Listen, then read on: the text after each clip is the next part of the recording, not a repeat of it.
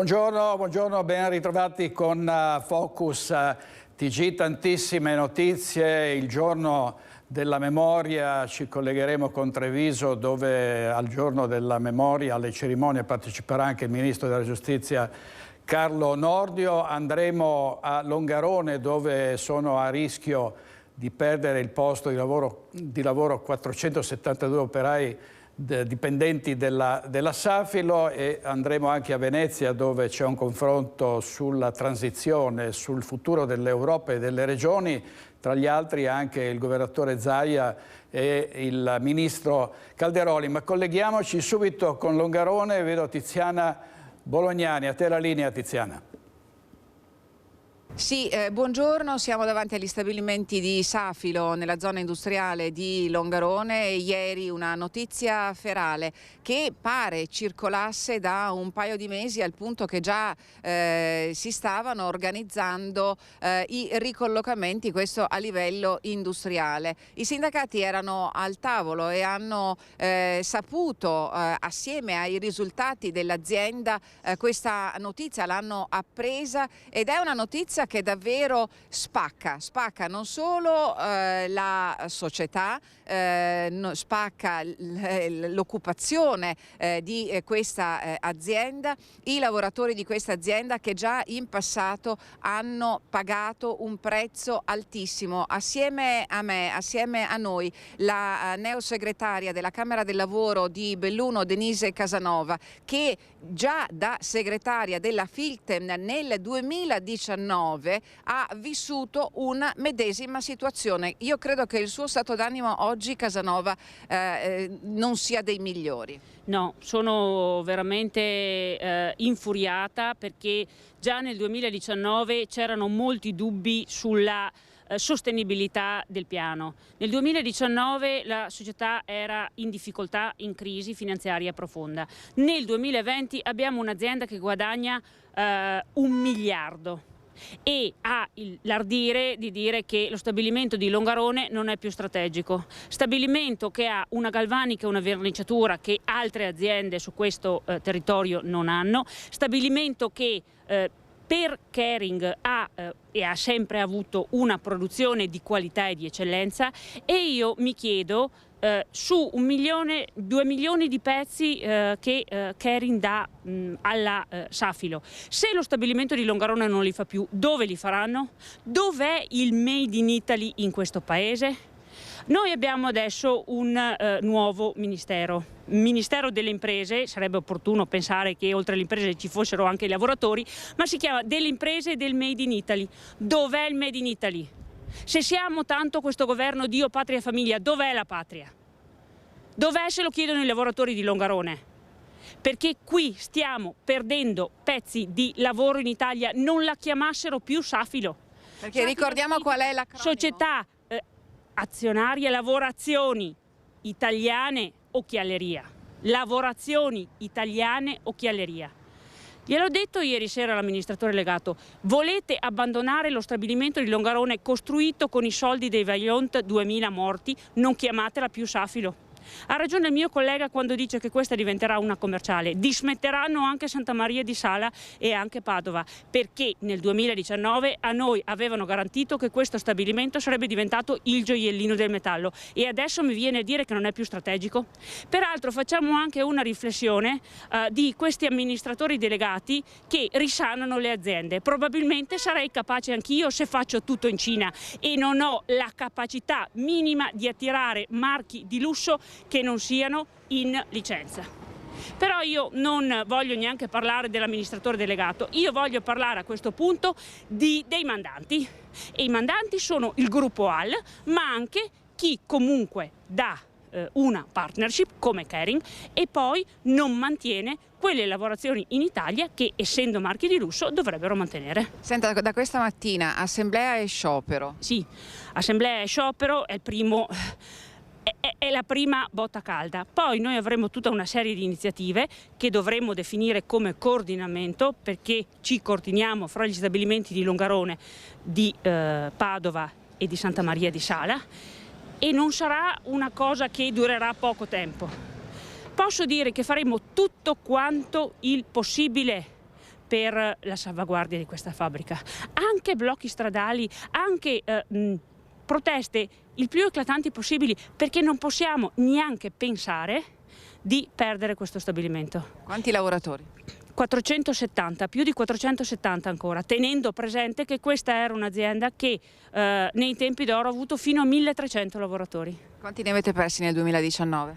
Nel 2019 ne abbiamo persi più di 500. Adesso, quando si parla già di un piano per il reinserimento lavorativo di queste persone, voi ci credete? Non voglio neanche sentirne parlare. Sono stanca anche delle istituzioni che comunque dicono tanto lavoro ce n'è. Sono stanca di questa cosa, innanzitutto perché noi non possiamo più permettersi di utilizzare ammortizzatori sociali, che sono soldi della collettività, con un'azienda che guadagna 1 miliardo. E non possiamo più farlo anche perché in questa situazione di difficoltà salariale enorme che vivono i lavoratori, la cassa integrazione paga la metà. Quindi non voglio neanche sentire parlare né di ricollocazione in questo momento né di ammortizzatori sociali. L'azienda va salvata nel suo complesso e Safilo qua deve rimanere, perché qui è nata, e a meno di non trasformarsi in un'altra cosa e, ripeto, cambiassero il nome, Longarone deve rimanere dov'è. Grazie a Denise Casanova. Insomma, avete sentito qual è lo stato d'animo in questo momento. È sicuramente una notizia drammatica quella che è arrivata ieri sera. Vedremo nel proseguo delle trattative come evolverà. È certo che questa trattativa, questo tira e molla a sfinimento sta sfiancando i lavoratori, l'avete sentito, sono oltre 400 e così davvero avanti non si può andare. Questa è la provincia che tra 3 anni ospiterà le Olimpiadi 2026, ci sono treni di miliardi per le infrastrutture, ma per il lavoro in provincia di Belluno si spende poco, troppo poco, per non dire nulla. Esatto.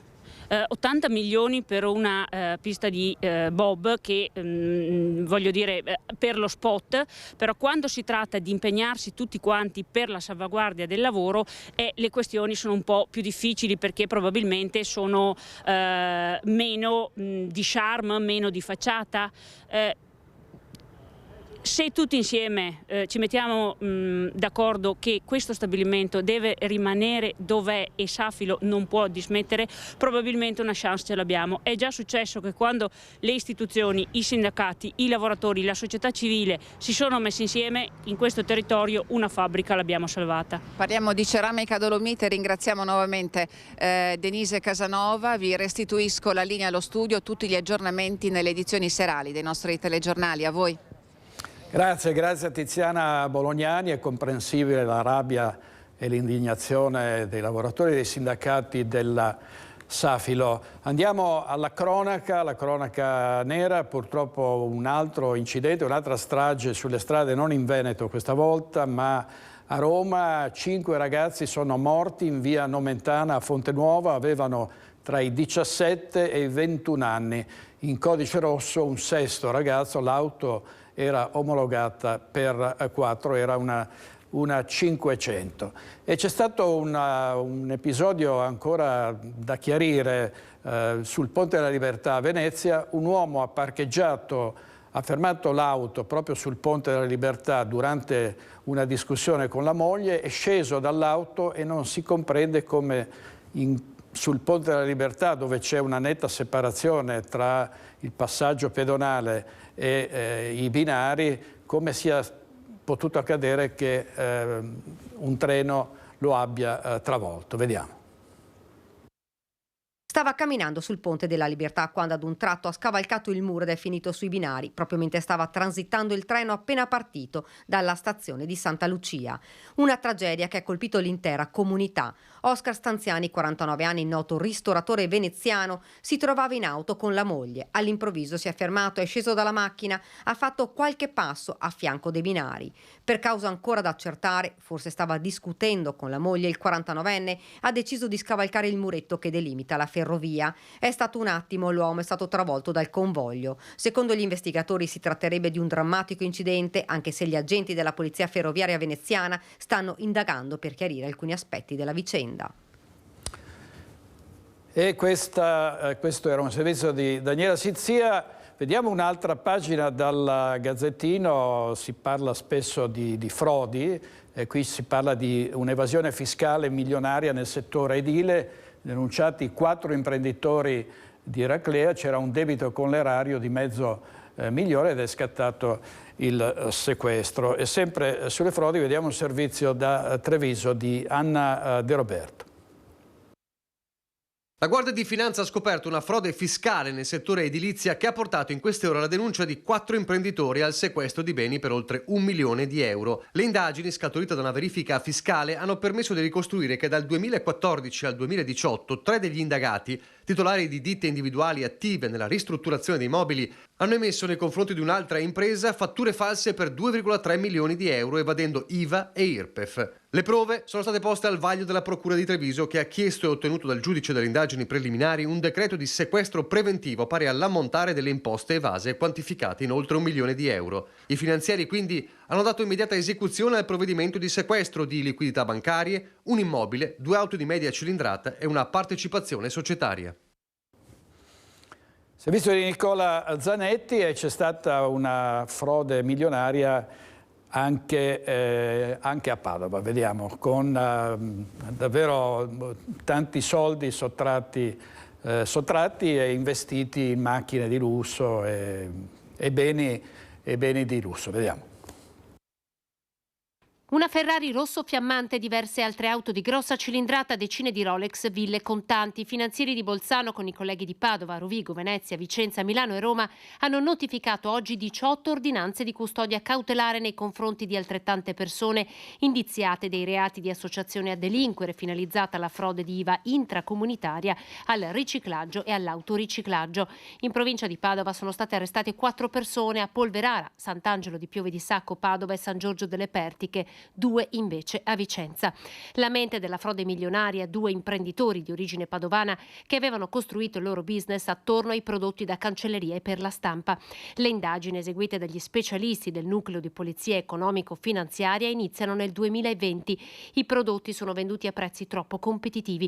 L'attività fa emergere l'esistenza di un'associazione a delinquere costituita da oltre 30 indagati che, avvalendosi di un reticolo di società dislocate prevalentemente nel Triveneto e numerosi paesi dell'Unione Europea, curava l'importazione in Italia di questi prodotti, sistematicamente omettendo il versamento dell'IVA dovuta. La frode, quantificata dalle Fiamme Gialle sotto la regia dell'European Public Prosecutor Office, ammonta a €58 milioni. Gli indagati avevano attribuito la titolarità formale delle circa 30 società coinvolte nella frode a compiacenti teste di legno.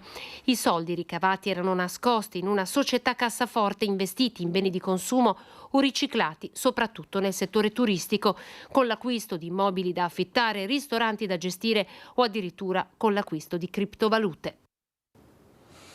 Molte le cerimonie nel giorno della memoria per ricordare gli orrori della Shoah, la barbarie del nazifascismo, ce ne sono in corso anche a Treviso. Ci colleghiamo adesso con Lina Paronetto. A te la linea, Lina. Buongiorno direttore, buongiorno ai telespettatori. Sì, siamo di fronte alla caserma Luigi Cadorin, qui sulla Feltrina a Treviso, in compagnia del presidente della provincia Stefano Marcon, che ringrazio, dove verrà deposta a brevissimo, anche alla presenza del ministro Carlo Nordio, una corona d'alloro alla lapide commemorativa che ricorda i prigionieri civili e di guerra internati nella struttura durante la seconda guerra mondiale. Molte le autorità presenti. Tra l'altro, presidente, domani ci sarà il posizionamento di pietre d'inciampo addirittura a Sant'Artemio, una novità un pochino per il nostro territorio che avete voluto fortemente come provincia. Sì, è stato un bel lavoro di squadra tra Istresco, amministrazione comunale di Treviso e provincia, appunto la celebrazione di questo 27 gennaio che vuole essere un momento diverso rispetto al solo, quindi non meramente celebrativo, ma che lasciasse un segno che dura nel tempo, e quindi posizionare queste 4 pietre di inciampo che ricordano 4 pazienti del Sant'Artemio deportati durante il periodo della guerra è un momento che renderà memorabile e quindi che dura nel tempo questa celebrazione. Dove li posizionerete?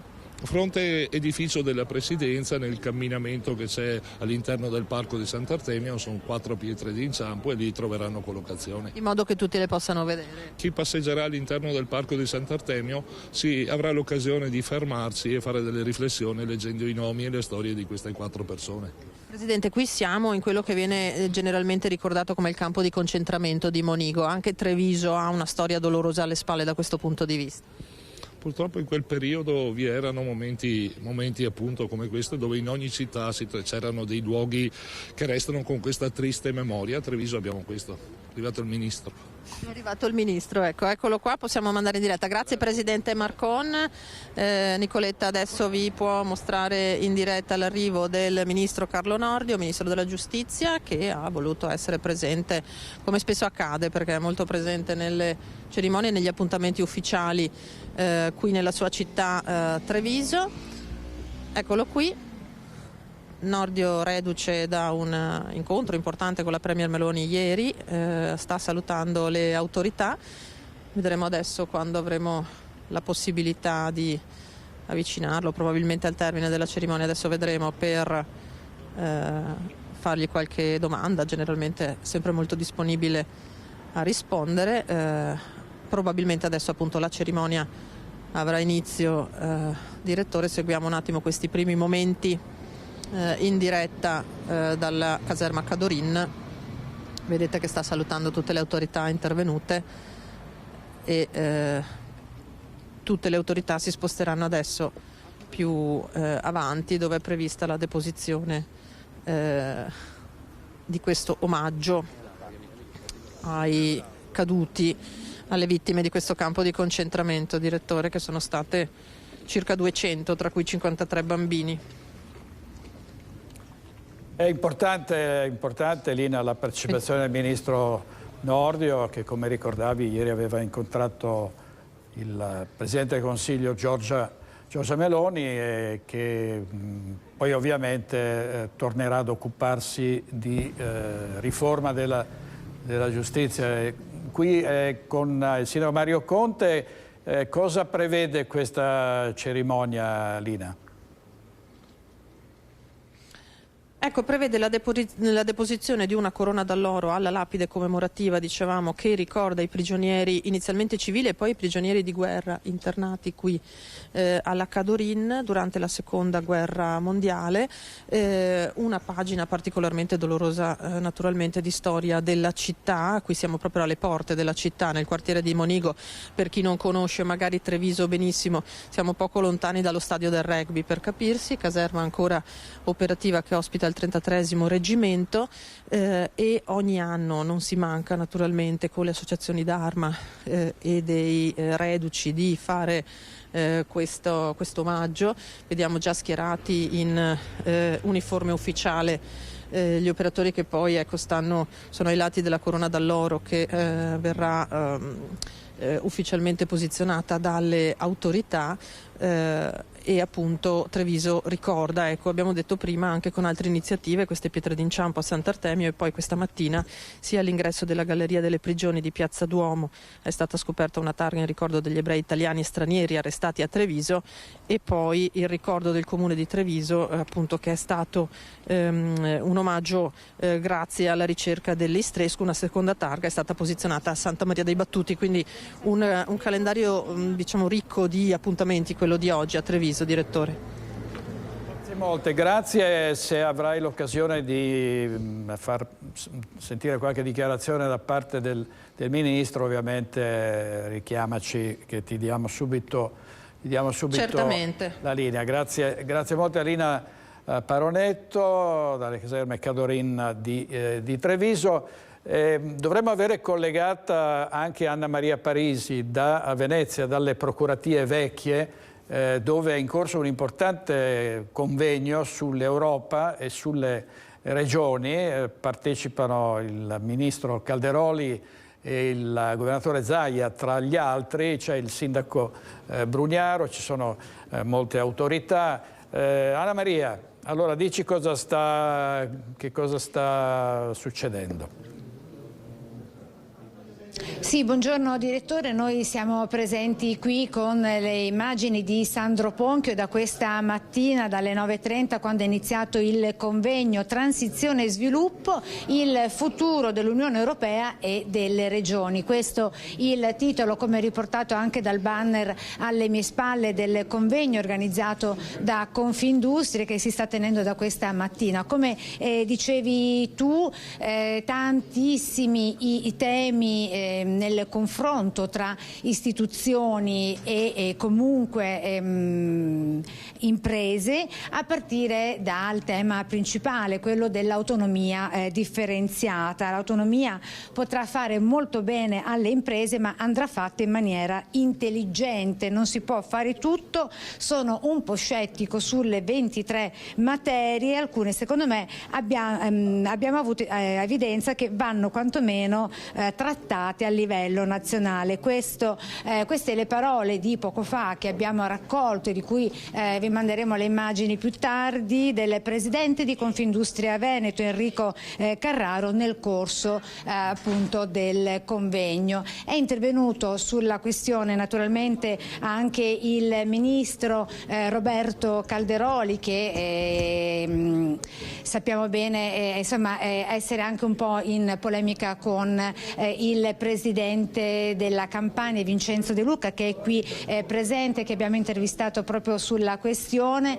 Calderoli che ha ribadito come, rassicurando un po' anche il presidente Carraro di Un'Industria Veneto, di come le 23 materie trattate non saranno sicuramente a costo zero, anche se questo è tra gli argomenti che crea molto dibattito, anche un po' aspramente talvolta, e che comunque garantiranno l'unità d'Italia. Ecco, adesso la settimana prossima ci sarà martedì un importante ritrovo, un convegno, un importante appuntamento in Parlamento sulla questione.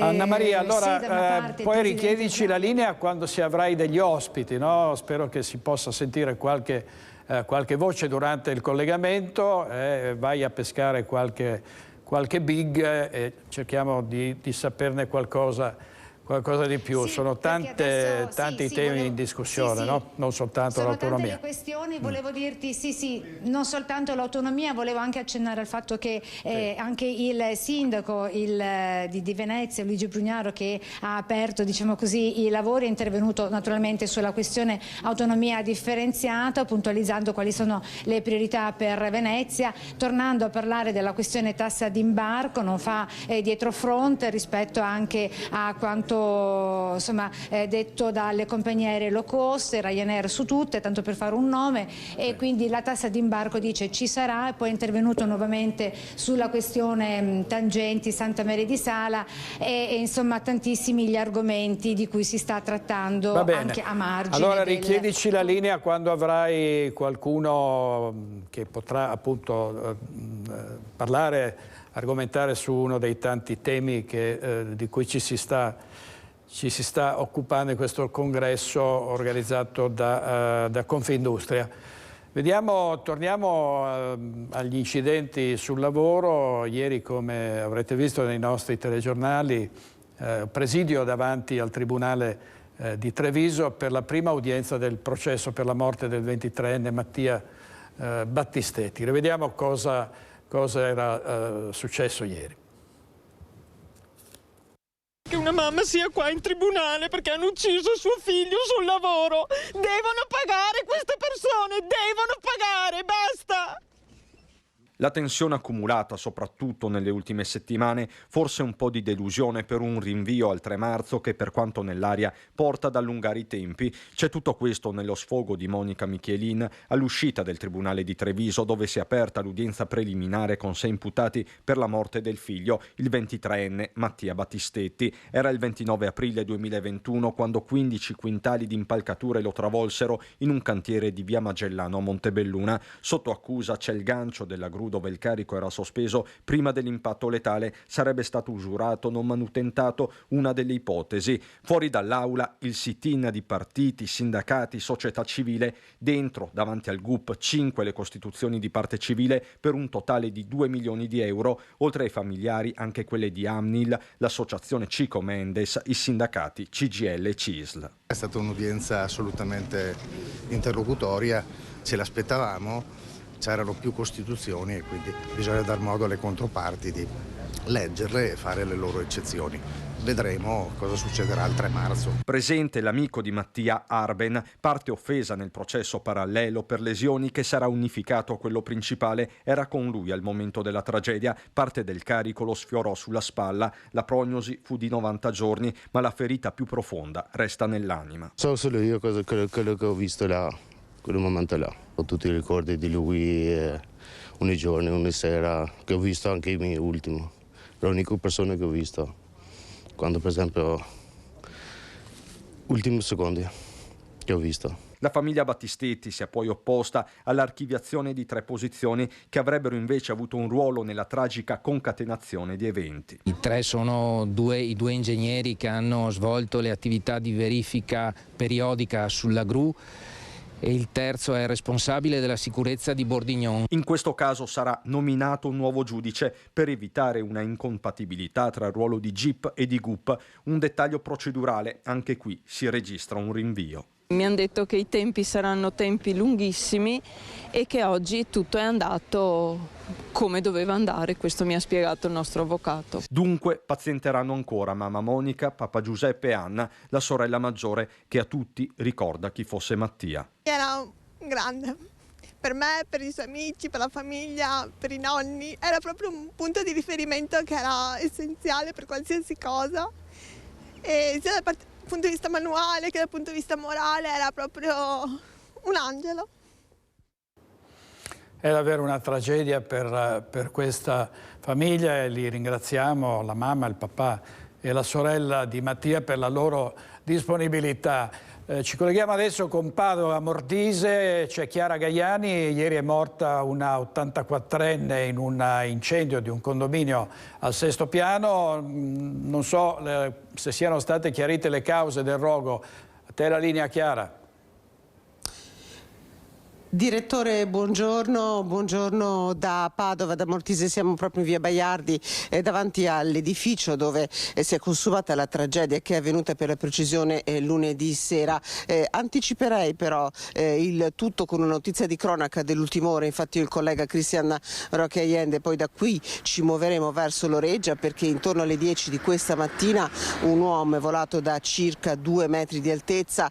Si stanno delineando proprio in questi minuti i contorni di che cosa sia accaduto. Sembra si tratti di un anziano che stava eseguendo dei lavori di potatura all'interno del cortile della sua abitazione. È precipitato da circa 2 metri di altezza e purtroppo ha battuto la testa e non ce l'ha fatta, nonostante l'immediato intervento dei soccorsi. Ma su questa notizia vi aggiorneremo ovviamente nelle prossime edizioni. Per quanto riguarda le cause dell'incendio, sono ancora da chiarire, ma si fa luce su una parte insomma di alcune dichiarazioni che sono state raccolte anche dai colleghi che sono stati qui ieri. Alcuni condomini, alcuni residenti sollevavano dei problemi su eventuali manutenzioni non fatte all'interno di questo condominio, che ricordiamo è di proprietà del comune. Noi abbiamo sentito, e poi vi faremo sentire questa sera ovviamente le sue dichiarazioni, l'assessore alle politiche abitative Francesca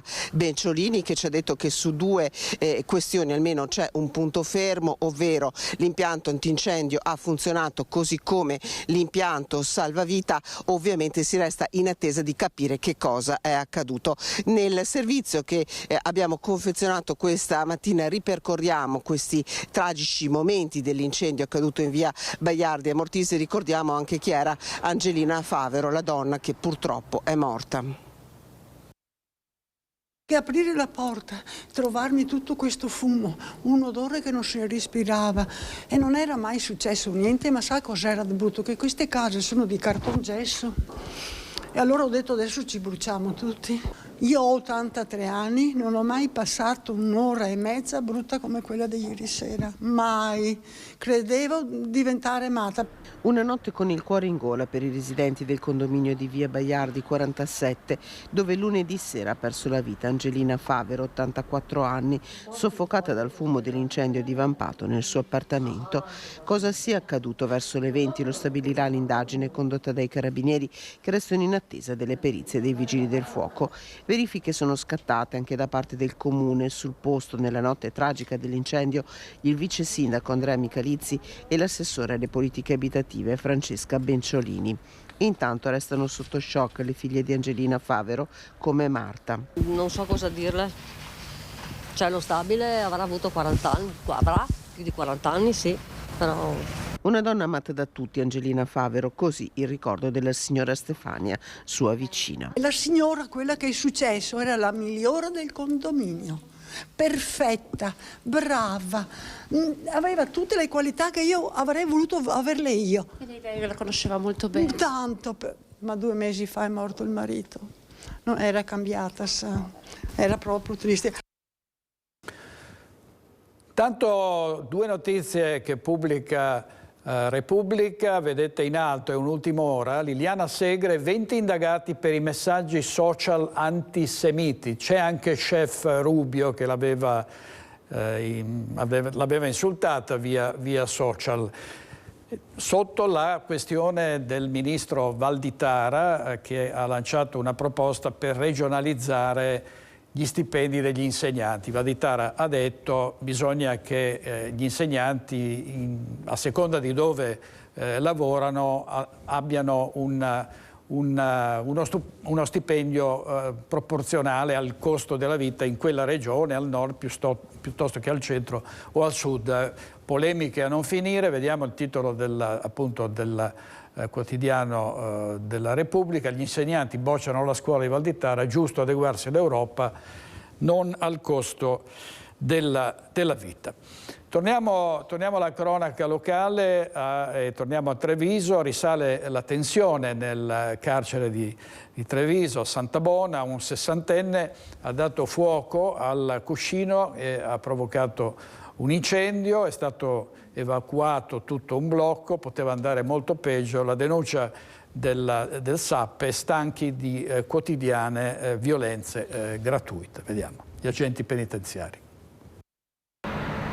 L'ultima miccia che ha scatenato il caos nel carcere di Treviso l'ha accesa un detenuto. Si tratta di un 60enne che, per protestare contro le condizioni di vita nella struttura, ha deciso di dare fuoco al cuscino della sua cella. L'incendio ha costretto gli agenti della Polizia di Stato ad intervenire in assetto antisommossa. Sul posto sono intervenuti i vigili del fuoco che hanno spento in poco tempo il rogo. Un reparto situato vicino all'infermeria è stato evacuato per il troppo fumo, con 14 detenuti smistati in altri settori del carcere. Solo la sera prima un poliziotto era stato aggredito e ferito alla testa. Una situazione incandescente. Immediata la reazione di Marta Casarin, segretaria generale della Funzione Pubblica CGIL. Quanto accaduto presso il carcere di Santa Bona porta a noi 3 elementi di riflessione. Il primo, la continua mancanza di organico.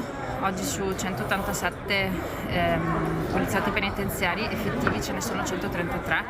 Il secondo, il sovraffollamento delle carceri, e il terzo, il fatto che gli psichiatrici in realtà non potrebbero e non dovrebbero stare dentro il sistema carcerario. L'appello rivolto al governo. Sappiamo che l'amministrazione è impegnata alla risoluzione di questa cosa, ma non basta, e chiediamo al governo centrale di mettere le risorse al fine di risolvere questa situazione. La polizia penitenziaria, commenta il segretario generale del Sindacato Autonomo di Polizia Penitenziaria Donato Capece, è veramente stanca di subire quotidianamente gratuite violenze per l'incapacità di un'amministrazione che non riesce ad intercedere ai livelli politici competenti, anch'essi sicuramente non esenti da gravi responsabilità. Capece pone l'accento in particolare sulla necessità di nuove assunzioni nel corpo di polizia penitenziaria, corsi di formazione e aggiornamento professionale, nuovi strumenti di operatività come il taser, kit antiaggressioni, guanti antitaglio, telecamere portatili promessi da mesi dai vertici ministeriali. Ne abbiamo parlato ieri sera, contrasti all'interno della maggioranza di governo sui migranti. In particolare la Lega ha presentato degli emendamenti per rafforzare il decreto del Ministro degli Interni Piantedosi, in particolare sulle ONG, con altri paletti per impedire che ci siano sbarchi continui, non solo a Lampedusa ma anche in Calabria. Non a caso è stato previsto che le ONG d'ora in poi debbano sbarcare dopo un solo salvataggio in un porto sicuro che non sia appunto in Calabria o in Sicilia, e quindi una nave è andata giorni fa ad Ancona, la Geo Barents sta arrivando a La Spezia. Su questo abbiamo sentito con Alex Giuliano i bassanesi. Sentiamo. Ravenna, Ancona, Genova, Trieste, questi sono alcuni dei porti dove stanno sbarcando, dove sono destinati a sbarcare i migranti in arrivo nel nostro paese. Il tutto per volontà del nuovo governo che ha previsto l'assegnazione di porti lontani da quelli meridionali proprio per lo sbarco dei migranti. E su questa questione e quella legata anche all'accoglienza noi abbiamo raccolto il parere dei bassanesi.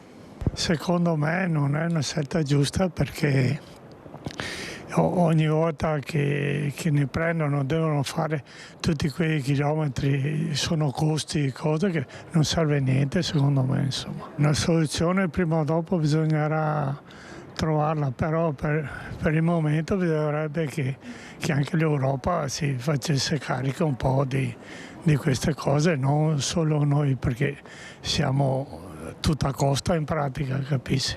Quello che posso dire è che non so, non penso che bisogna accogliere solo il sud dei profughi. Quindi i porti, se siamo anche tutti uniti, l'Italia è unica, penso che anche il nord deve accettare un po' i profughi. Poi dipende anche dai punti di vista, da regione a regione. Noi in Sicilia apriamo le porte, al nord non so se si è più propensi a questa apertura. Quindi lei dice è una questione di equità, sì, tanto al nord quanto al sud. Tanto al sud, anche perché gli sbarchi sono tutti a Lampedusa, la maggior parte, e Lampedusa è bellissima, ma non è un discorso chi arriva, chi non arriva, è come vivono queste persone. Sinceramente, personalmente non mi preoccupa granché. Signorina? No, non mi preoccupa la cosa, cioè, anzi ritengo sia effettivamente giusto. Voi reputate che insomma il territorio sia pronto, sia recettivo per dare insomma risposte e soluzioni a chi arriva nel nostro paese? C'è la speranza, quantomeno, cioè, che poi si riesca nella pratica, chi lo sa, sinceramente, però si spera. Sì, la cosa è quella, cioè che il territorio riesca a gestire i flussi comunque. Non vedo il problema nelle persone che arrivano quanto nella capacità del territorio di accoglierle. Non è una scelta giusta. Bisogna che l'Europa prenda una decisione che da spartirli fuori, no, tutti in Italia. Ecco, conto mio. E sul discorso accoglienza, secondo lei il territorio, qui il nord-est, è pronto per questo surplus eventuale di migranti in arrivo? Si parla di un numero 4 volte superiore di sbarchi di arrivo, insomma, di migranti nel nostro territorio. Secondo me parere no. Noi non siamo pronti, no. Per me è un buco sull'acqua. Con il nuovo governo si sta procedendo a spostare verso i porti del nord gli sbarchi dei migranti, da Trieste, insomma, Genova, avrà sentito anche lei la Spezia e quant'altro. Le chiedo, secondo lei è una scelta giusta, è un modo equo di distribuire anche sul territorio nazionale l'arrivo dei migranti, oppure bisognava intervenire in maniera diversa? Io ho pensato che la scelta di La Spezia sia perché è un porto militare e controllato decisamente meglio, come hanno fatto i francesi con Tolone, e non credo sia per motivi economici. Ecco, questa è la mia opinione. Poi sul giusto o sbagliato, là ci sono le opinioni tanto diverse e tanto politiche, non mi pronuncio. Probabilmente c'è chi pensa, non so se è giusto o sbagliato, che la presenza di immigrati porta lavoro anche a basso costo. però i veneti non sono così propensi ad ammettere. Anch'io sono un po'...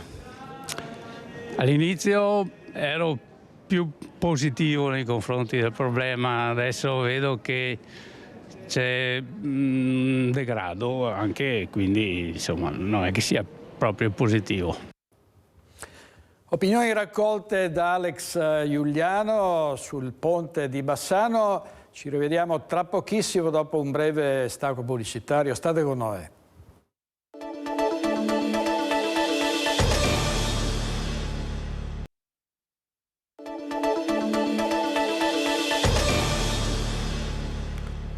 Oggi la giornata della memoria, di nuovo con Focus TG. Ci siamo collegati prima con Treviso, la caserma Cadorin, dove era appena arrivato il ministro di Grazia e Giustizia Carlo Nordio.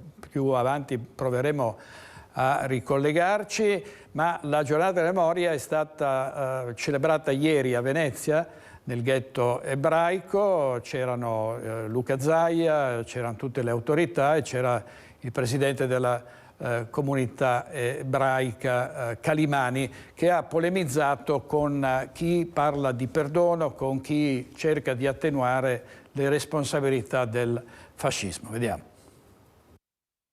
Io non riesco a guardare e a leggere questi 246 nomi senza chiedermi perché, senza chiedermi come e senza chiedermi chi.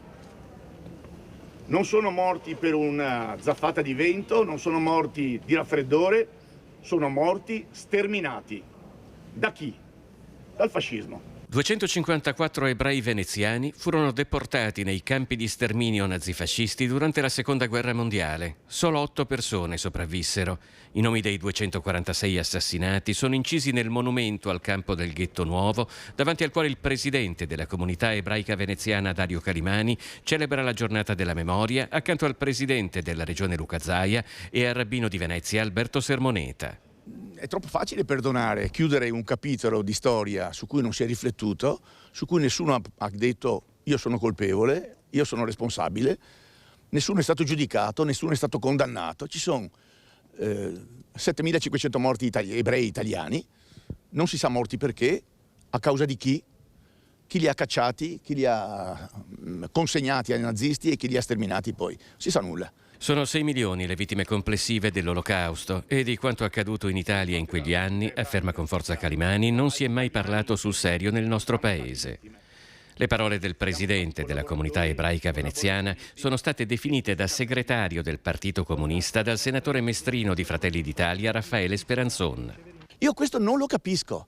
Deve essere appannaggio di tutti la libertà. E il fascismo deve essere espunto dagli ideali della nostra comunità, della nostra società e dalle nostalgie di chi ancora ha nostalgie per un periodo che è stato catastrofico per l'Italia. Non offendersi dicendogli se dice queste cose vuol dire che è comunista. A me di Stalin non mi interessa niente. Il giudizio della storia su Stalin, i Gulag è già stato dato. Io sto parlando del regime che avevamo in Italia, non in Russia, non in Polonia, non in Ruanda, in Italia. Il nostro regime fascista. Purtroppo in questi e in altri casi scoppiano sempre delle polemiche, spesso strumentali e anche inutili. Sentiamo cosa hanno detto il presidente Luca Zaia, che ieri era alla cerimonia, e anche il coordinatore di Fratelli d'Italia in Consiglio regionale, Lucas Pavanetto. Possa il Signore proteggerli sotto le ali della sua provvidenza. Accanto al rabbino di Venezia Alberto Sermoneta e al presidente della comunità ebraica veneziana Dario Calimani, il presidente del Veneto Luca Zaia è arrivato al campo del Ghetto Nuovo di Venezia per la commemorazione delle vittime dell'Olocausto in occasione della giornata della memoria, assieme ad una foltissima delegazione di esponenti del Consiglio regionale. Dal presidente dell'Assemblea Roberto Ciambetti agli assessori Roberto Marcato e Cristiano Corazzari e un nutrito gruppo di consiglieri di tutti i partiti. Siamo qui a testimoniare la nostra vicinanza alla comunità ebraica, siamo qui a testimoniare il fatto che la battaglia per la difesa dei diritti civili, per la difesa delle libertà, per il rispetto umano debba essere sempre una battaglia viva. Sulle parole del presidente della comunità ebraica di Venezia, che dopo un intervento alla Fenice ha sottolineato anche oggi come le vittime dell'Olocausto non siano morte per un raffreddore, ma siano state uccise dal fascismo e la risposta del senatore mestrino di Fratelli d'Italia Raffaele Speranzon, che le ha definite affermazioni da segretario del Partito Comunista, Zaia risponde così. Penso che il Presidente della comunità ebraica abbia esposto, una riflessione che ovviamente si aggancia alla storia, e la storia è inconfutabile, è quella, punto, non c'è altro da aggiungere. Dopodiché la battaglia per questi valori deve essere una battaglia che non deve avere ovviamente connotazione politica, e questo l'ha detto anche il Presidente Calimani, ed è una battaglia che deve essere di tutti noi, una battaglia di civiltà. Tra i consiglieri regionali c'è anche Luca Spavanetto, coordinatore di Fratelli d'Italia per la provincia di Venezia. Penso che parli quello che noi facciamo quotidianamente nelle amministrazioni, quindi in Consiglio regionale, in Città metropolitana e nei comuni che amministriamo. Con la comunità ebraica non ci sono mai stati problemi da parte dei nostri amministratori, da parte di chi governa. Rispondiamo per le azioni che noi facciamo, non abbiamo pregiudizi e le polemiche sono inutili, soprattutto in questi giorni. E andiamo adesso a Vicenza, dove c'è Daniele Garbin con il sindaco che si è appena ricandidato, Francesco Rucco. Sì, grazie, buongiorno a voi, buongiorno ai telespettatori. Siamo a Vicenza, oggi è la giornata della memoria. Con me il sindaco e il presidente della provincia Francesco Rucco, che salutiamo e ringraziamo. Oggi è una giornata importante, ma non è l'unica in un momento di celebrazione, vero? Vicenza ha voluto dedicare oltre una settimana di eventi perché è importante ricordare. È la giornata della memoria e quindi dobbiamo lavorare per contrastare l'oblio, come anche ha detto Liliana Segre proprio in queste ore, e lo facciamo anche attraverso un percorso che dura diversi giorni di informazione, di divulgazione, soprattutto nelle scuole. Le pietre d'inciampo sono significative, quest'anno ne aggiungiamo 4, le 2 della famiglia Orvieto, proprio a rappresentare i vicentini che hanno subito le deportazioni e hanno subito la morte nei campi di concentramento. Liliana Segre in questo momento aveva espresso la preoccupazione che si potesse perdere nel giro di qualche anno magari proprio la memoria e quindi potesse essere solo una riga nel libro di storia. Come evitare che succeda questo? Liliana Segre naturalmente ha subito questo periodo storico drammatico, è giusto non dimenticare, dobbiamo ricordare grazie alle scuole, grazie alle prossime generazioni che devono essere protagoniste appunto del fare memoria e farlo anche attraverso i fatti di storia più drammatici che non debbano più ripetersi. Va bene, ringraziamo il sindaco e restituisco la linea allo studio. Grazie a Daniele Garbin e al sindaco di Vicenza Francesco Rucco. Saluto e ringrazio i nostri ospiti di questa edizione, Elena Cappellini, che è la capogruppo di Fratelli d'Italia in Comune a Padova. Buongiorno. Buongiorno, grazie a lei per buongiorno. l'invito. E Tommaso Razzolini, consigliere regionale di Fratelli d'Italia. Buongiorno Razzolini. Io volevo partire come spesso faccio, da un titolo che è questo: rapine, risse e omicidi, la carica dei ragazzi post-Covid. Dati quasi raddoppiati rispetto al periodo pre-virus, crescono anche i reati commessi in branco. Di recente l'aggressione nel market a colpi di pietra e lo studente spinto sotto un treno è successo ieri. Dice uno degli esperti, non solo il lockdown, la crisi economica come detonatore. Voi siete due giovani esponenti della politica locale e su questo tra l'altro vi siete già espressi. Lei Cappellini ha seguito anche a Padova, che è una città ovviamente molto vulnerabile da questo punto di vista, dove c'è da tempo, da anni, un livello di degrado piuttosto accentuato, soprattutto nei pressi della stazione. Si chiama sempre in causa la stazione di Padova. Per quanto riguarda lo spaccio della droga, è un fenomeno che ovviamente non è collegato direttamente a queste risse, a questi atti di violenza, però non c'è soltanto il Covid, no? Perché sono ragazzi che sono diventati più fragili dopo la pandemia, che sono stati purtroppo a casa, chiusi a casa in lockdown, e quindi ci sono ovviamente delle conseguenze che a volte si riflettono anche sull'abuso di sostanze stupefacenti e anche di alcolici.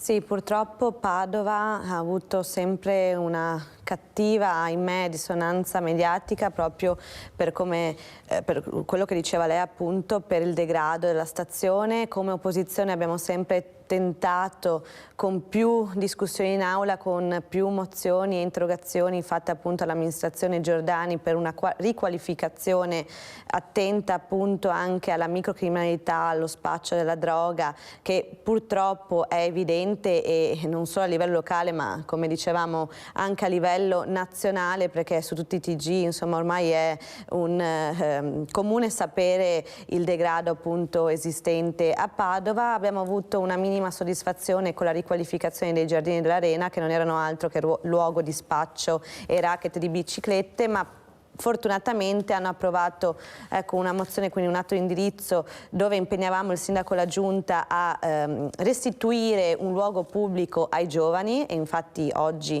fortunatamente si svolgono iniziative sia estive che invernali, culturali per i giovani, per una rieducazione più sana, più attenta anche a una crescita dei nostri giovani. Ahimè purtroppo però c'è anche un grave fenomeno quale è quello della mafia nigeriana, che avevo sempre portato in evidenza anche in aula, e ad oggi fortunatamente con il cambio di governo sappiamo che il 24 gennaio lo scorso martedì, mi scusi, è stato approvato anche l'emendamento antimafia, proprio perché si vuole mettere in evidenza questi nuovi fenomeni criminosi come la mafia nigeriana e la mafia cinese, che a Padova sappiamo anche esserci stato proprio un'indagine dell'FBI, perché ricordo bene la prima volta che mi bocciarono la mozione appunto in merito alla mafia nigeriana. Panorama dedicò 4 pagine, fu pubblicato il 13 febbraio 2019, perché me lo ricordo perché era proprio il giorno dopo successivo incredibilmente alla bocciatura della mozione, perché l'FBI stava facendo delle indagini tra Padova e Castelvolturno, quindi non Catanzaro, non altre città, ma proprio Padova. Ecco, questo purtroppo, ahimè, come amministratrice e consigliere comunale di Padova è doveroso mettere in luce, lo devo evidenziare, perché è purtroppo il risultato anche di una politica poco attenta, tra l'altro durante il periodo Covid, ai giovani, perché per quel che mi riguarda il governo passato non ha attenzionato assolutamente al disagio giovanile, bensì ha sopravvalutato anche il benessere generale di alcune famiglie che evidentemente già avevano magari qualche appunto ragazzo con qualche disagio mentale, piuttosto che anche la sindrome appunto dell'autismo, i caregiver che già sostenevano anziani magari con l'Alzheimer, piuttosto che altre patologie. Sono stati completamente abbandonati, ma soprattutto poi non c'è stato, secondo me, un dovuto ringraziamento anche per quei giovani che hanno prestato del tempo che non li restituirà più nessuno, perché nella fase tra l'altro adolescenziale e preadolescenziale poi questi ragazzi saranno sicuramente purtroppo portati anche a un disagio che ci rimette poi tutta la società. Ecco, purtroppo è stata una politica che secondo me adesso sicuramente spero evidentemente con il governo Meloni si cambierà un po' musica, infatti già sono state fatte anche delle proposte in questo senso, sia per la terza età sia anche per i giovani. Grazie per ora Elena Cappellini. Tommaso Arzolini, cerchiamo di raccontare un po' il dopo Covid delle nuove generazioni, che cosa può avere anche condizionato questa trasformazione che c'è stata, no? Tutti gli psicologi, domani avremo, anzi stasera, Mirko Cappeller che parla proprio di una dissociazione dalla realtà, no? Dalla rete si rimane, per modo di dire, obnubilati, frastornati e si perde un po' il senso della realtà, il senso della misura, no? Secondo lei che cosa è successo?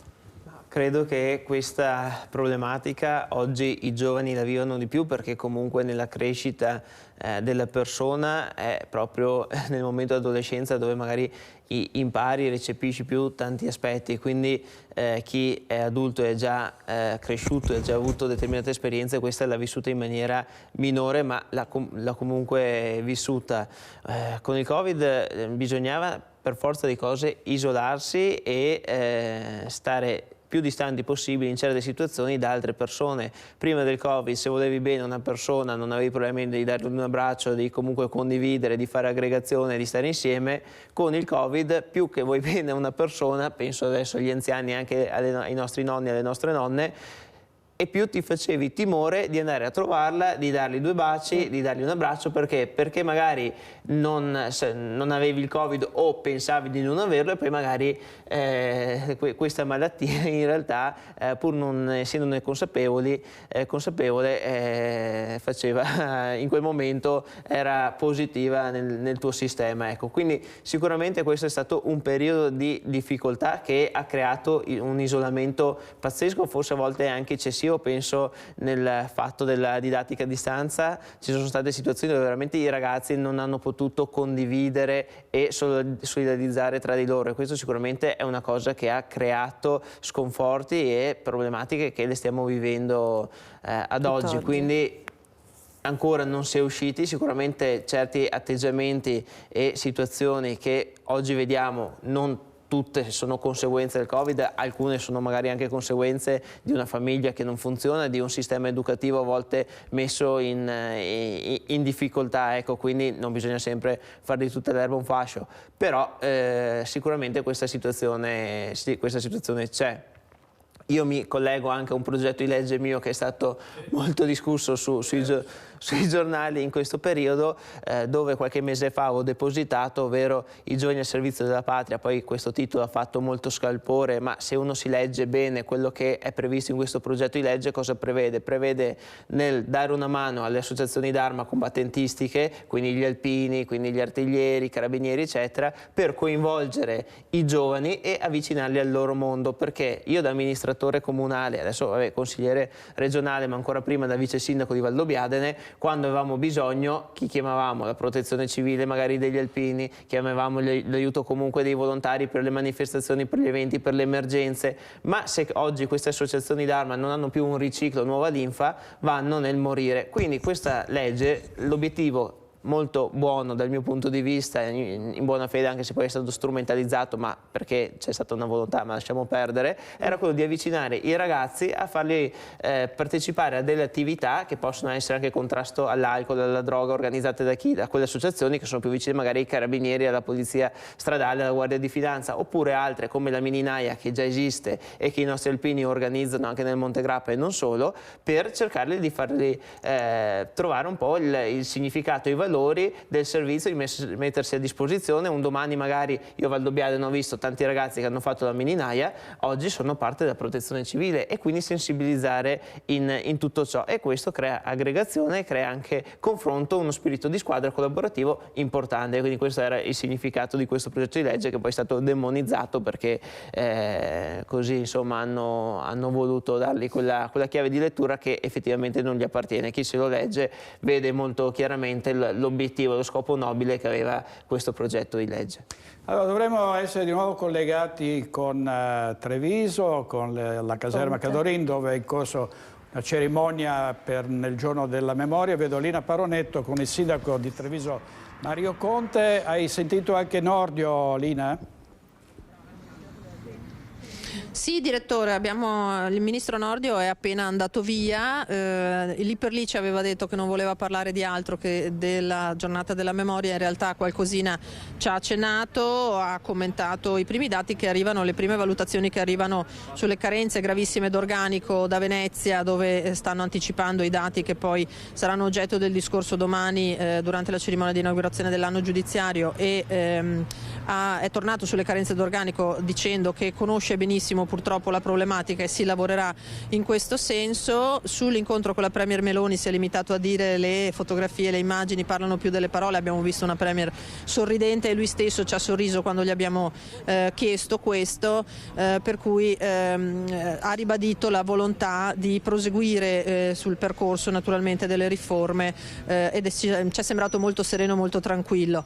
Sindaco Mario Conte, allora anche interessanti raffronti storici, naturalmente il ministro si è rifatto a quella che è stata la realtà della Shoah, ma anche un parallelismo con il giudice ragazzino Rosario Livatino che perdonò i suoi sicari. È stato un discorso molto sentito quello del ministro qui davanti alla Cadorin. Sì, sentito ed apprezzato, che ha unito riflessioni attuali, accenni storici importanti con una conclusione importante che far giustizia di fronte a questi episodi che hanno segnato la storia della nostra comunità è un qualcosa di fondamentale. Lo era per quanto è successo in occasione della Shoah, ma lo è anche oggi, per esempio, come citava il Ministro, per le vittime di mafia.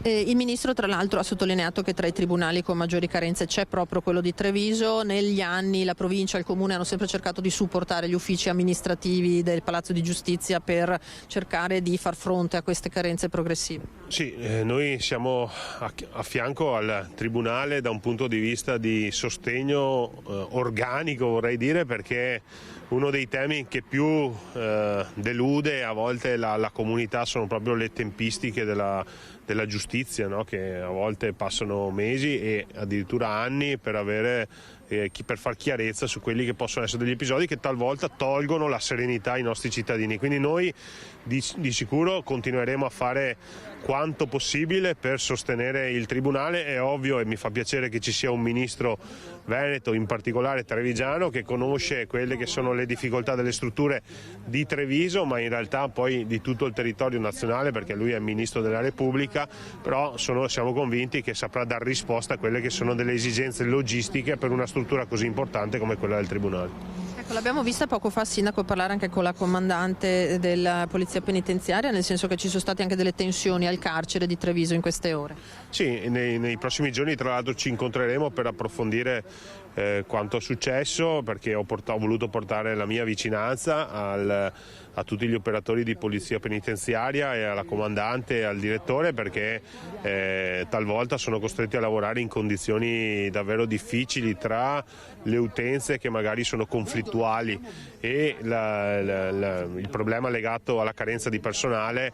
Insomma, sono davvero chiamati a fare gli straordinari e talvolta succedono episodi come quelli che purtroppo abbiamo letto che loro subiscono esattamente come noi, e quindi è fondamentale intervenire, far squadra, e se servirà far squadra per chiedere dei maggiori rinforzi saremo certamente pronti a farlo. Ecco, un'ultimissima cosa, direttore, perché il sindaco prima ha fatto un accenno anche all'importanza di questa giornata alla luce della guerra che si combatte purtroppo poco lontano da noi. Sì, assolutamente, perché evidentemente l'umanità ha capito poco, no? dalla storia. Però non dobbiamo abbassare la guardia, dobbiamo continuare a coltivare la cultura della pace. Lo faremo anche domani posizionando 4 pietre d'inciampo a Sant'Artemio, perché abbiamo voluto uscire dalle dinamiche dei meri numeri, anche se per esempio qui nella caserma Cadorin si parla di 200 morti, di cui 53 bambini, ma sono numeri. Noi abbiamo voluto entrare nella parte emozionale, che ogni numero corrisponde a una persona e ad ogni persona una storia, in questo caso purtroppo di morte, di dolore, di umiliazione. Quindi è stato un passo in avanti culturale importante. Ringrazio tutto il Consiglio Comunale, perché l'iniziativa delle pietre d'inciampo nasce proprio da un confronto molto democratico, con una votazione all'unanimità di tutto il Consiglio Comunale. Grazie Sindaco Mario Conte. Direttore, noi ti restituiremo la linea se non hai naturalmente domande per il Sindaco. Grazie Lina, grazie. Poi ci sentiremo anche noi l'intervista che hai fatto a Carlo Nordio. Allora restiamo su questo fronte, vediamo la storia di una polemica a Belluno per una targa che qualcuno ha chiesto di rimuovere, una targa che riguarda la cacciata dei tedeschi e degli ebrei da parte della Serenissima molti anni fa. Vediamo. Risale al 1538 e ricorda la cacciata dei tedeschi e degli ebrei da Belluno ordinata dalla Serenissima nei rettorati di confine della terraferma. La targa in bronzo che campeggia nella sala giunta di Palazzo Rosso dietro la seduta del sindaco, di tutti i sindaci dal dopoguerra ad oggi, apre uno squarcio nella storia del capoluogo. Lo spiega il consigliere comunale storico Marco Perale, che un anno fa si accorse di quell'iscrizione celebrativa che fa a pugni con il passato della città insignita della medaglia d'oro al valor militare per la Resistenza. Abbiamo provato per la giornata del ricordo dell'anno scorso, all'ultimo momento, immaginando che la cosa fosse tranquilla e automatica, a chiedere alla sovrintendenza. La sovrintendenza, ma no, forse possiamo ritenerla storicizzata. Politicamente resto ancora convinto che non siano cose che si possono storicizzare. E così sabato scorso il consigliere Perale, anche in concomitanza con le celebrazioni della giornata della memoria, ha formulato un ordine del giorno in cui chiede di rimuovere quella targa originariamente affissa all'ingresso dell'antico Palazzo della Caminada, oggi sostituito da Palazzo Rosso e dall'ex tribunale.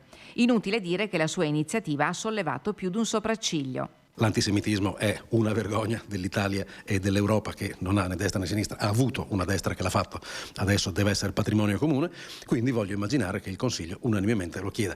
Se è un Consiglio comunale che lo chiede, la sovrintendenza immagino che possa solo prenderne atto. Per rimuovere la targa, che è murata, dovrebbe esprimersi la soprintendenza, già spostata per 2 volte nella sua storia, prima dalla facciata del Palazzo della Caminada, poi dall'anticamera delle stanze del sindaco e della giunta nel 1938, in contemporanea con il varo delle leggi razziali, la targa potrebbe essere collocata altrove. Le obiezioni non sono mancate, financo dall'Isbrec e dall'Ampi. Il problema non è la cancel culture, cioè c'è una statua che non mi piace, c'è un personaggio che è passato di moda e quindi lo distruggo.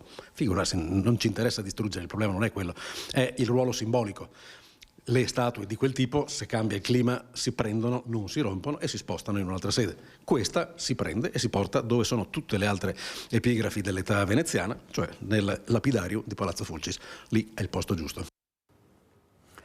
Bene, andiamo in pubblicità, ancora pochi minuti e poi torniamo in diretta. State con noi, grazie.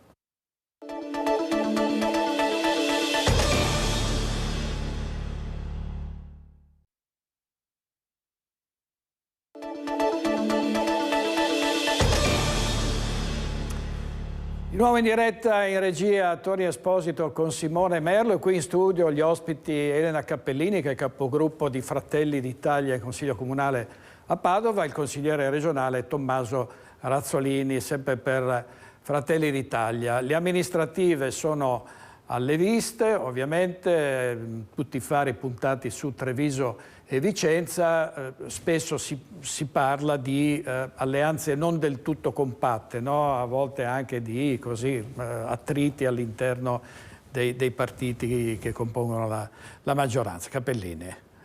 Sì, io credo che si debba imparare dal passato per non commettere nuovamente degli errori magari commessi e personalmente consiglio sempre al centrodestra di farsi prima una grandissima autocritica, perché è segno di maturità e anche di serietà politica. Il fine è sempre quello di mettersi a disposizione per la comunità, risolvere i problemi del cittadino, quindi sicuramente far vedere in primis alla cittadinanza che non c'è magari compattezza o un'alleanza, diciamo così, significativa e onesta non è mai ecco così intelligente e ragionevole, anche perché poi i risultati sicuramente non sono quelli sperati, non sono quelli che noi di destra speriamo, ecco, anche di dimostrare, perché la nostra competenza, la nostra anche professionalità è riconosciuta e sicuramente poi io ci tengo sempre, lo dico anche a Padova, bisogna dimostrare di essere all'altezza anche a livello locale, anche a livello territoriale della leader che abbiamo appunto non solo per il partito oggigiorno ma come Presidente del Consiglio dei Ministri, che dimostra sempre grande tenacia, grande lungimiranza, onestà e coerenza. Quindi noi le politiche le abbiamo vinte soprattutto per la figura di una leader capace, che è stata riconosciuta e che ha grandissimo consenso, che continua anzi a ottenerlo sempre più perché dimostra con i fatti fatti e dando conseguenza alle parole delle sue capacità e della sua visione politica. Quindi l'essere amministratori e cittadini anche che vanno poi a candidarsi alle amministrative, che mettono a disposizione le loro competenze e professionalità per la comunità, deve essere in questo senso garantita, proprio poi anche per non far ricredere al cittadino comune, che molto spesso anche ha ormai sfiducia nei confronti della politica, ma poi ci rimettiamo tutti, perché poi tante volte gli onesti ci devono rimettere anche, no, per i disonesti. Quindi in realtà credo nella massima alleanza, compattezza e soprattutto visione di una gerarchia di valori, perché poi abbracciare un progetto politico significa anche presentarsi con un progetto, un programma che poi deve sicuramente essere svolto nei fatti sul territorio. Quindi auguro, ecco, ai colleghi che si stanno candidando, che affronteranno la prossima campagna elettorale a Treviso e a Vicenza, una bella campagna elettorale, perché poi è anche sempre piacevole ricordarle. Vabbè, intanto a Treviso Mario Conte è saldamente in sella, Francesco Rucco si è ricandidato a Vicenza, il tentativo del centrosinistra con Giacomo Possamai a Vicenza è di creare, diciamo, un asse Verona-Vicenza-Padova e quindi di vincere, ma se la deve vedere con un sindaco uscente. Come la vede Razzolini, la tensione berica?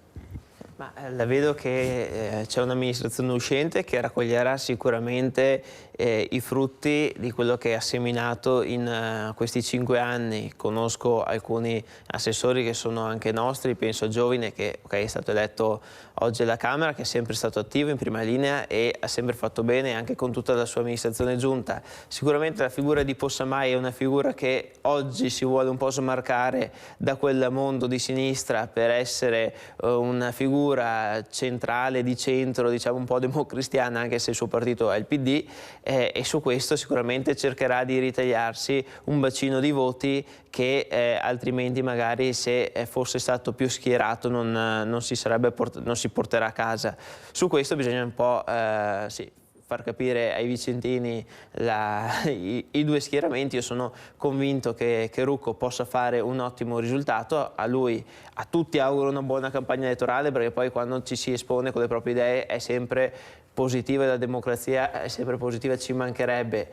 Ovviamente il mio tifo sta sul centrodestra, in Fratelli d'Italia in primis, ma di conseguenza al sindaco Rucco, dove noi siamo schierati e alleati. Ecco, sentiamo cosa aveva detto Giacomo Possamai, capogruppo del Partito Democratico in Consiglio regionale, il giorno in cui aveva sciolto le riserve sulla candidatura. Vediamo. Candido a sindaco per la città di Vicenza. Era già tutto previsto. Giacomo Possamai, targato Partito Democratico, si candida a sindaco di Vicenza. Ma non è il primo tentativo. 5 anni fa si era pure proposto alle primarie, ma non era stato scelto dal popolo del centrosinistra per essere il candidato nella corsa elettorale del 2018. Adesso, nel 2023, ci riprova senza primarie, ma il colpo di scena è che al momento balla sì, però dice balla da solo. Corro e che dico alle forze che vogliono costruire un'alternativa a chi ha governato la città in questi anni che sono aperto a ragionare, a costruire una coalizione insieme. Quindi anche il PD è chiamato nelle prossime settimane a dire A, quali sono le sue proposte, le sue idee per entrare in questa coalizione, B, chiaramente a dichiarare il suo appoggio nei miei confronti, cosa che al momento non ha ancora fatto. Ma come è possibile che il capogruppo del Partito Democratico in Consiglio regionale, una delle prime cariche del partito in Veneto, si candidi senza avere il Partito Democratico alle spalle? Lui però intanto guarda alla sua corsa elettorale, che punta su una parola. Cambiare. Questa città ha bisogno di cambiare, ha bisogno di una scossa. Io sono pronto a dare a questa città un'impronta diversa e un cambiamento molto forte.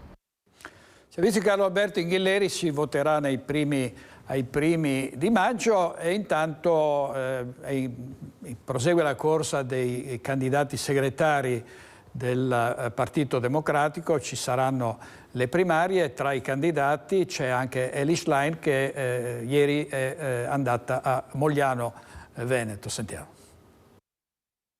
Siamo qui con queste persone a Mogliano Veneto per cercare di ricostruire, ridare un'anima, una visione chiara a questo Partito Democratico che ha tanto bisogno di cambiare. Nuova tappa per il Tour Veneto di Elly Schlein. La deputata è candidata alle primarie del PD per la segreteria nazionale. Ex parlamentare europea e già vicepresidente della regione Emilia-Romagna. Ha incontrato nel pomeriggio al giardino Luca Busato di Mogliano un folto gruppo di sostenitori e cittadini che hanno ascoltato attentamente la sua linea politica. Siamo qui per questo, per rinnovare il gruppo dirigente, ma soprattutto per ridarci una visione che parli di diseguaglianza, che parli di come rilanciamo una conversione ecologica che accompagni sia le imprese che lavoratrici e lavoratori alle trasformazioni che ci servono per ritrovare equilibrio col pianeta e che parli anche insomma di come restituire dignità al lavoro. Schlein lancia dunque la sua sfida a Stefano Bonaccini per il prossimo congresso dei Democratici, che sceglierà la leadership. La candidata donna vuole essere la carta vincente di chi vuole il cambiamento nelle fila del PD.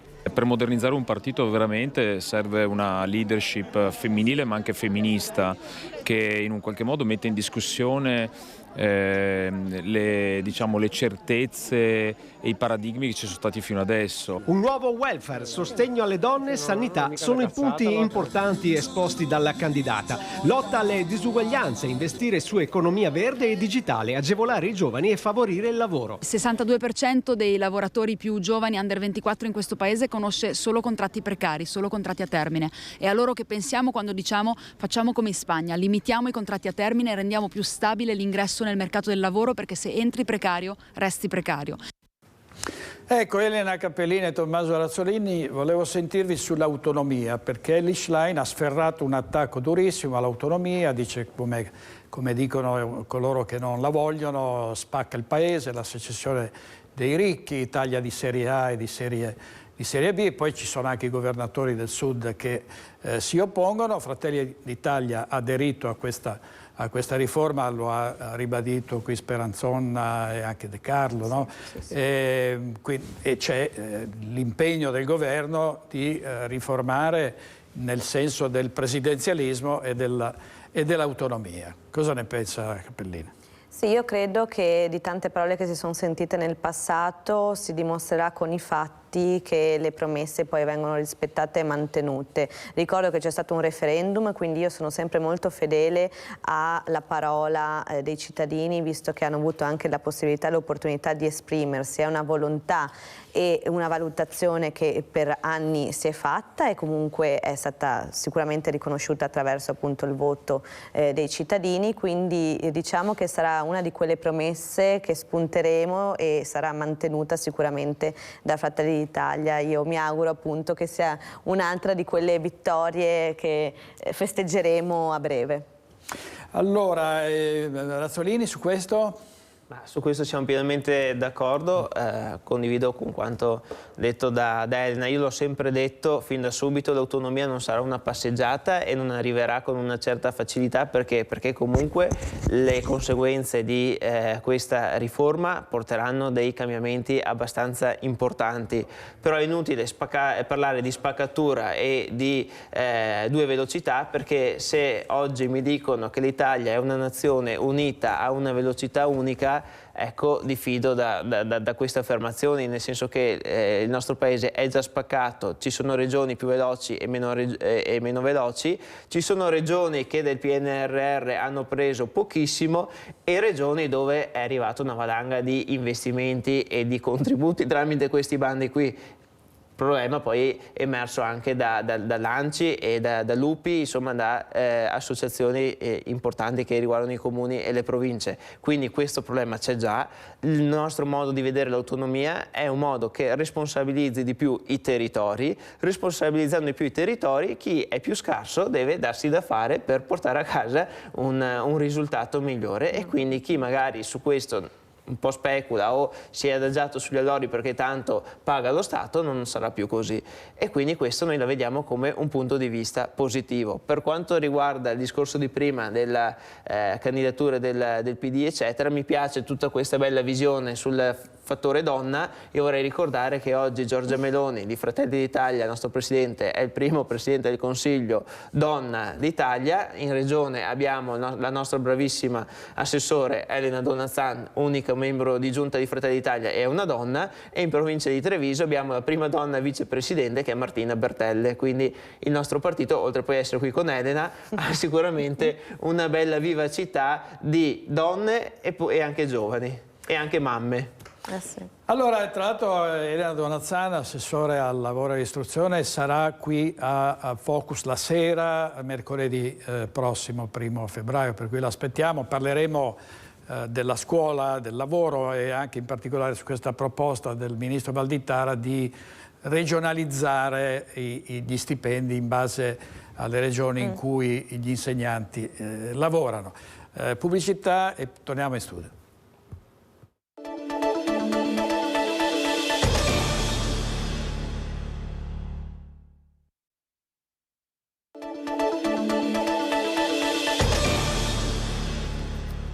Il ministro Nordio per la giornata della memoria oggi a Treviso, alla caserma Cadorin, c'era Lina Paronetto che l'ha intervistato. Sentiamo cosa le ha detto. Ci sono le prime notizie che arrivano dalla conferenza stampa di Venezia che precede domani l'inaugurazione dell'anno giudiziario. Posso sottoporle 2 o 3 spunti, signor Ministro, che mi arrivano dai colleghi di Venezia? Perché il problema è l'organico nuovamente, purtroppo ci dicono mancanza di magistrati, in particolare Corte d'Appello, eccetera, eccetera.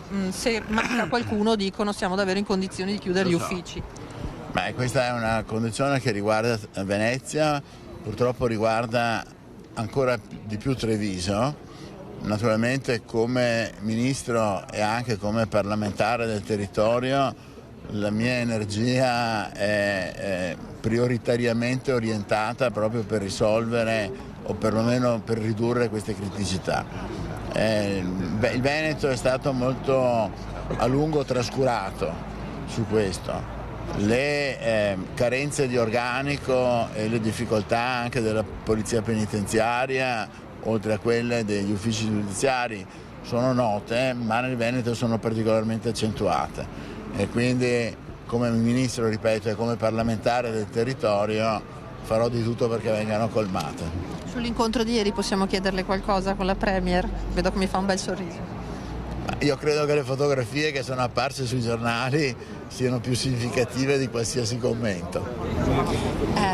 I vertici della giustizia oggi, dal ministro al vicepresidente del CSM ai presidenti della commissione, sono veneti? Sono tutti veneti. Che cosa significa questa filiera veneta? Significa anche poi maggiore attenzione, un rapporto con il territorio, avere così tanti veneti nei ruoli così importanti, per lei cosa significa?